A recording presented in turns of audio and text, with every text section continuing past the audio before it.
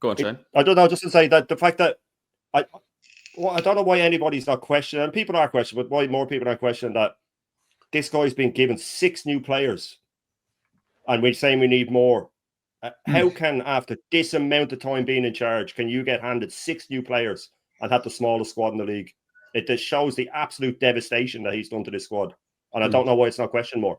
Nearly £1 billion down, 6 years into his career, and with 6 new players, we have the smallest squad in the league. I think it's absolutely disgraceful. That's what I've been saying that, Shane, and we're still in the position where we're behind Liverpool. And when you ask anyone, can we win the league? People are still turning around and saying, well, I don't think we've got quite enough to win the league. We'll challenge. It's disgraceful to be in that position. I don't think we've got enough to win the league. And I get frustrated that we're still in this position all these years down the line and all that money spent. So how's that Arteta'S fault? I'm in the position now where these are your tools. This is the money you've had. These are the players you've got.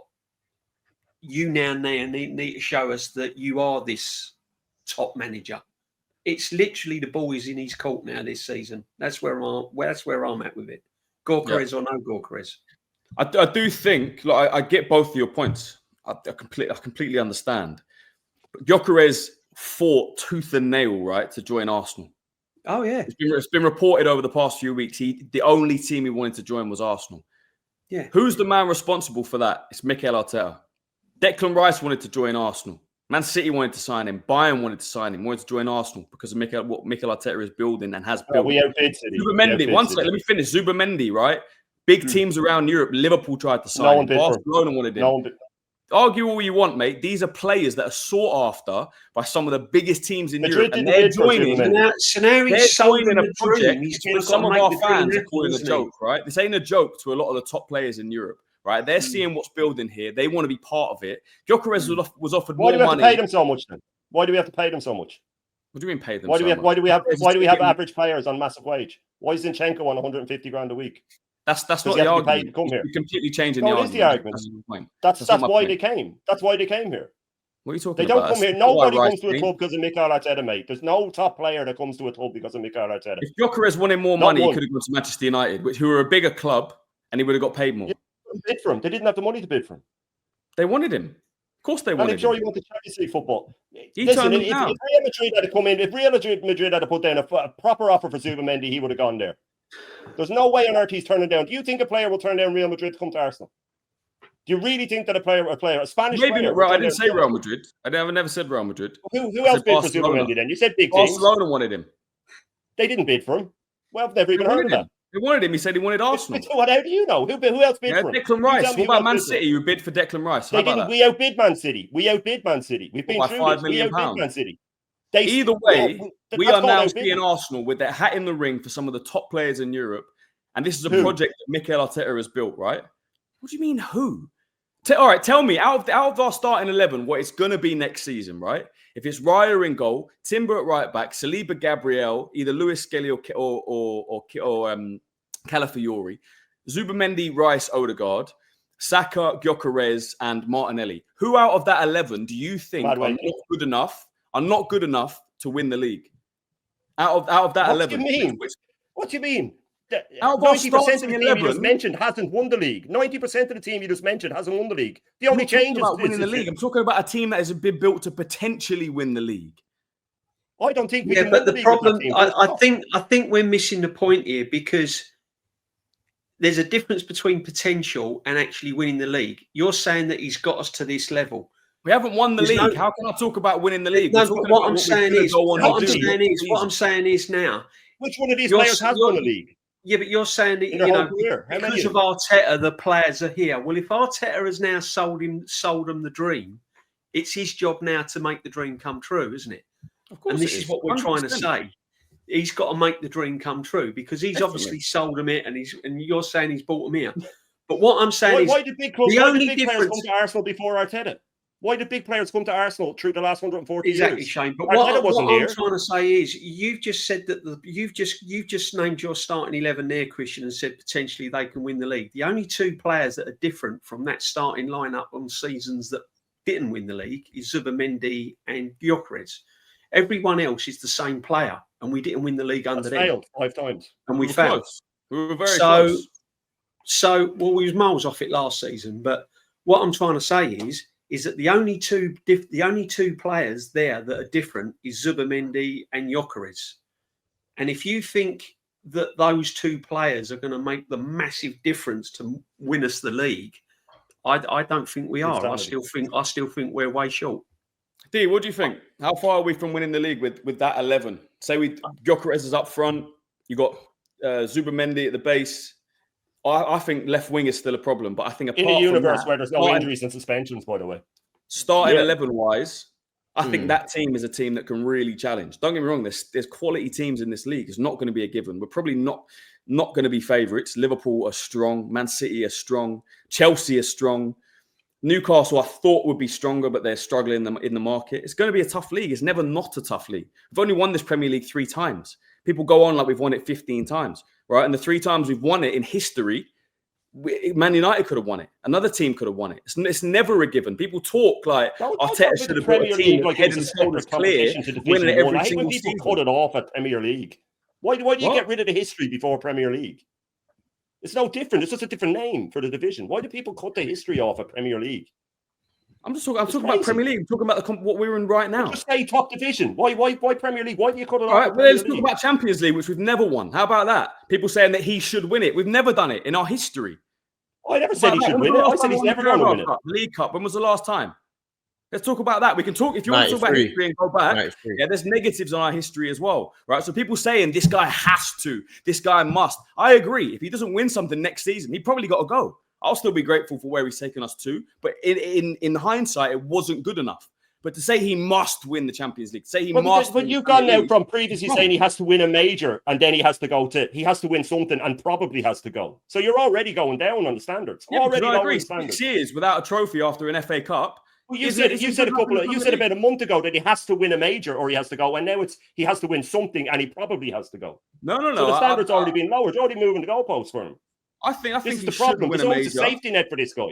There's always a safety net for this guy. How could we have the smallest squad in the year? I've seen him produce. That's why there's a safety net. And the trash that I saw. What have you seen him produce? What have you seen him produce? 19 competitions, 19 failures. Look, mate, I've been going to the Emirates since I was 12 years old, yeah, sitting by myself. I know what a shit Arsenal team looks like. I know what a shit atmosphere looks like. What is at the Emirates week out now? Last season towards the end was a little bit different. I know Kenny, DJ, a lot of these guys also go. I don't know if you go, but it's changed over the past few years. He's brought the love back into this club. And whether people want to accept it or not, there's negative fans, there's positive fans. I understand that. I still believe in the guy. And next season is a big season. D, talk to me on the season. Obviously, it's feeling like all or nothing. There's a big section of the fan base has to win or he's gone. I'm on that bandwagon. He has to win or he's gone. But I'm not has to win or he's a shit manager. It has to win or, you know, unfortunately it didn't work out, even though we were close. 89 points in the Premier League, Champions League semi-final. I don't want to say good achievement because overall it's not. But he's produced a high level of football. And I genuinely think there will be clubs queuing up for his signature after he leaves Arsenal football. I really do. Yeah, I don't think you're wrong. But what I feel like, we're in a position where we can potentially win a league title or win something big, yeah? So I feel like for the first time in a long time, I feel like instead of us having in and out debates or Arteta debates and stuff like that online or outside, I feel like we have to actually band together for once and support the team for once all the way through. If he doesn't win the league at the end of the season, we can have a different conversation. But I think the whole point is to support the team, regardless of whether you're in Arteta in or out. We know he's staying, so it doesn't matter. We know Madueke is here now, so it doesn't matter whether we want him or not. We might as well just all support each other. That's been done, Rosie. 22, 23, everybody was behind him. And he blew it. No, everybody was behind him. That's the point I'm making. They were, but what I'm saying is, at the point we're at right now, it's literally pointless saying I don't want Arteta here when you know he's staying for this season. So I'm saying this season alone, for one time, why don't we all just band together and try and support the team to try and get us over the line all together one time and just give it one big push? Because I just said that we did before, but some people can't just plug their ears and pretend things aren't happening around. No, them. but we see how things are coming. Yeah, but you wanting Arteta out now, what difference does it make? It's not going to make no difference, is it? Also, I'll just change my mind then. No, I'm not saying change your mind, but what I'm saying is it could help if you said, you know what, let me just support what we're doing right now to try and win it for I'm one. not walking up season. to him in the street and calling him a prick. He doesn't even hear what I'm saying. I'm just voicing my opinion. I don't think he's good enough. He doesn't hear what you're saying, but other fans hear what you're saying, and other Good. fans. Hopefully, I turned them. No, but not other Arsenal fans. I mean, other rival fans. If a rival fan likes you, then you're doing something wrong, because rival fans are not meant to like us. Yeah, like, your rival is not supposed to like you. Your rival is meant to dislike you. So, as far as I'm concerned, if rival fans like me, I'm doing something wrong. So, I feel like we're meant to be banding together to go against everyone else. For some strange reason, we do it, and everyone else we banter each other because we're arguing with each other all the time. It's the state of the club. Do you look at West Ham fans? They're in the same position. Liverpool fans aren't at the moment because things are going well. When things aren't going right, and when fans are arguing, it means there's a problem. It doesn't happen overnight.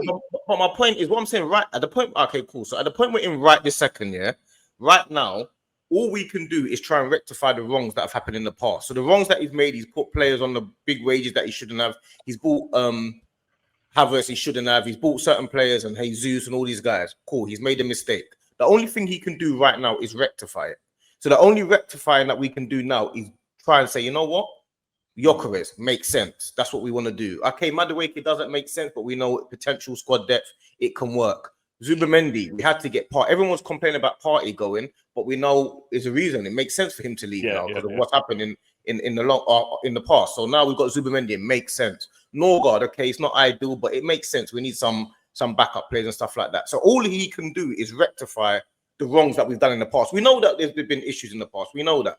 But what more can we do apart from potentially getting Eze, getting Gyökeres, getting those players from now? Do you know what I'm saying? What more can we do at this point? Can you not see that if we have to spend more money and get in an Eze and someone else, that if we 8 new players the guy needs, I'm talking about what the disaster that he's created. How can he need 8 new players to even still have the smallest squad in the league? Can you not see how what he's there have been issues in the past. That's what I'm saying. That the last few like Havertz was a big problem, 285 a week, big problem. Jesus on 260 doesn't Jesus on 260 a week and he hasn't performed and he's injured all the time, big problem. I get that. These things happen. But what I'm saying is the point we're at this point right now before the season starts, we all know we can potentially win the league.